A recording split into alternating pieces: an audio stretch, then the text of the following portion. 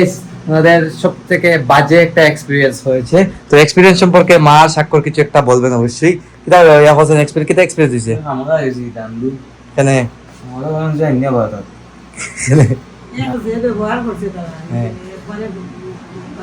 বাবা গাইস আসলে মন্দিরে বৈষ্ণবীদের ব্যবহার ভালো হওয়া উচিত।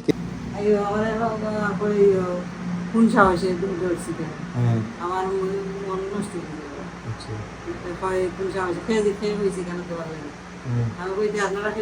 মানে এরকম বৈষ্ণব হওয়ার থেকে না হওয়া কিন্তু ভালো। বৈষ্ণবদের দেখলে কিন্তু শ্রদ্ধা জাগে, কিন্তু এরকম যে একটা এক্সপিরিয়েন্স হবে, বাবা মা বলছেন, ভাই বলছেন যে এটা কিন্তু আসলে আর দেখি আর এখন ভিতরে গেছি বাবা দেওয়ার আমার সমস্যা আসবেন কেন মন্দিরে তারা কয় হয়ে যায়। কিছু নেই গাইস দেখার মতো কিছুই নেই, তারপরও মানুষ কেন যায় আসলে আমি জানি না। যাই হোক, তো এদিকে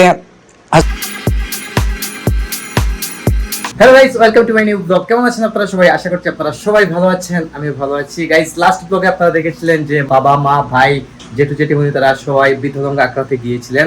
তো ওনারা অলরেডি চলে এসেছেন, রাত অলরেডি হয়ে গেছে 12টা, অলমোস্ট 12টা বেজে গেছে। তো আজকে গাইস ওনাদের সব থেকে বাজে একটা এক্সপিরিয়েন্স হয়েছে। তো এক্সপিরিয়েন্স সম্পর্কে মা স্বাক্ষর কিছু একটা বলবেন অবশ্যই। কিটা ইয়া হোসেন এক্সপিরিয়েন্স কিটা এক্সপিরিয়েন্স দিছে আমরা এসি দান্দু কেন আমরা বললাম যে ইন্ডিয়া ভারত এক নম্বর হলো গরম আচ্ছা আর দুই নম্বর হলো এটা যে ব্যবহার করছে তারা হ্যাঁ। মানে বাবা গাইস আসলে মন্দিরে বৈষ্ণবীদের ব্যবহার ভালো হওয়া উচিত, কিন্তু ওখানে ব্যবহারটা ভালো পান নাই মা বাবা তারা।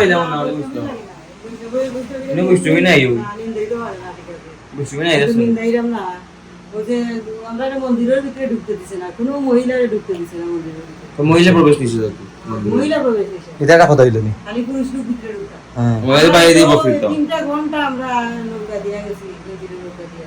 গাইস ওখানে কিন্তু অভিগঞ্জ থেকে 3 ঘন্টা সময় লাগে বিদরঙ্গা করতে, মানে বা বলছেন এই কথা মানে নদী দিয়ে নৌকা দিয়ে হবে। আর মাস করে দিয়ে বুঝছি আয় এসব গরম। এরপরে এনে গিয়া দিকে আগুন নিচু দিতে আমি ইউই দিছি, পাহাড় তো আমি খাওয়া দাওয়া দেয় না। চোখ রান্না তো ভালো লাগবে এরপরে আমরা দাঁড়াইতে দেয় না। হ্যাঁ। এরপরে আমি চরণামৃত আছি, এটা বাকি করে দিলাম। আমরা সব মহিলা এগুলো তো গোয়া তো নাই নাকি, আমরা সব মহিলা, আমি যেমন সবার হাতে হাতে টুকি রেই আমার বাইরে বারিন্দা রাখি মন্দিরের ভিতরে তো ঢুকছি না। আর এখন বৈষ্ণবে এটা কম বয়সে বৈষ্ণব আমার কোন সাহসে ধরছি কেন আমার মন নষ্ট হয়ে কোন সাহসে খেয়ে হয়েছি কেন তো ভালো লাগে।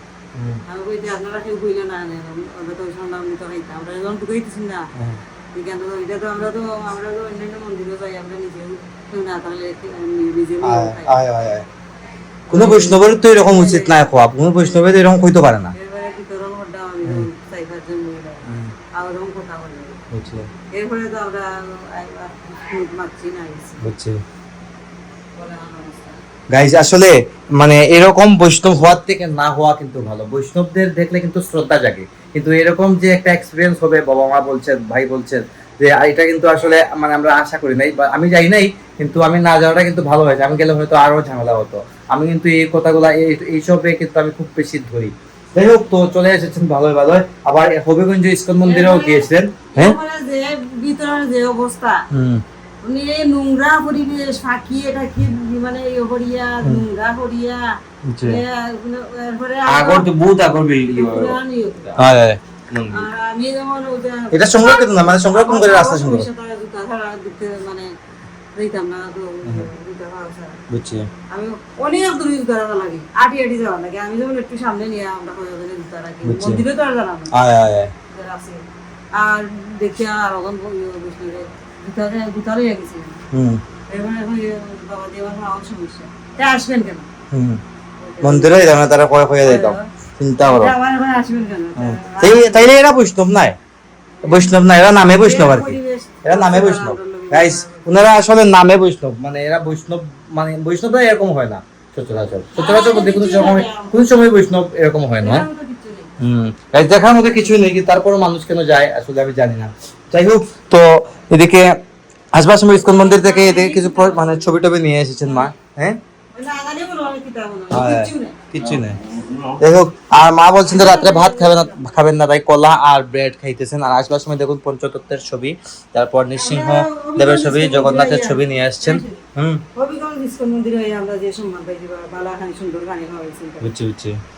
মা বলছেন হবিগঞ্জ ইস্কন মন্দির থেকে ওনারা ভালোই সম্মান পেয়েছেন। যাই হোক, এটা তো গাইজ ভালোই, ইস্কনদের সবসময় আমি শ্রদ্ধা করি, ইস্কনটা আসলেই ভালো। যাই হোক, তো রাত্রে গাইজ ভাই খাবারে কি নিয়ে এসেছে দেখুন। এই দেখুন ঢাকা বিরিয়ানি থেকে কাচ্চি নিয়ে এসেছে। কাচ্চি কিন্তু আজকে আমার 2 বেলা খাওয়া হয়ে যাচ্ছে। চিটটা আজকে কিন্তু ভালো রকম আমার হচ্ছে। যাই হোক, তো এখন খাওয়া দাওয়া করবো। গরম খাওয়ার তো, তার উপর আমার প্রচন্ড গরম, আপনারা দেখতেই পারতেছেন, ঘেমে একদম অবস্থা খারাপ হয়ে গেছে। রাত অলরেডি দেখুন 12টা বাজতে চলেছে। এই দেখুন 12টা বাজতে চলেছে। এখন খাওয়া দাওয়া করবো, খাওয়া দাওয়া করে ঘুমিয়ে পড়বো। কথা হচ্ছে আপনার সাথে আগামীকালকে সকালে। তো guys good morning, this is next day morning. Guys গতকালকে রাত্রে এক ফুটাও ঘুম হয় নাই কিন্তু গরমের কারণে। যদিও আমার রুমে 2টা ফ্যান চালানোর পরও বাতাসটাও যেমন গরম বাতাস বের হয় ফ্যান থেকে, এরকম অবস্থা। সারা রাত কোনো ঘুম হয় নাই। ভোরবেলা কিছুটা ঘুম লেগেছে যদিও, তারপরও গাইজ এটা তো পারফেক্ট না আসলে। তো এখন দেখছি বাইরের ওয়েদারটা বেশ ভালো, বৃষ্টি হতে পারে মনে হচ্ছে। তো একটু মানে বাতাস বইছে বাইরে, হয়তো ঘূর্ণিঝড় কিছু একটা আসতে চলেছে, আমি যতটুকু শুনলাম হয়তো আসতে চলেছে আসলে, কিন্তু আমি এটা এক্স্যাক্টলি খবরটা জানি না। তবে আসলে কিন্তু ভালোই গাইস, কারণ অবস্থা খুবই খারাপ, গরমে জীবনযাত্রা অতিষ্ঠ হয়ে গেছে। এটা মানে বলে লাভ কি, কিছু বলে লাভ নেই, মানে মাথা কাজ করে না কিন্তু গরমের কারণে। যাই হোক, আর এদিকে দেখুন মা জব করছেন চাকরি করে, আর দেখুন ভাই ঘুমিয়েছে কিন্তু সকালে 5টার সময় ঘুমিয়েছে ভাই। আর কিরকম ঘুমাইতেছে দেখুন, বালিশের দিকে আর ও ঘুমাইতেছে এদিকে। তো কিছু করার নেই গাইস, গরমের জ্বালায় অতিষ্ঠ হয়ে সারা রাত ও চাটাচাটি করে যায়, আমি বুঝতে পেরেছি কারণ।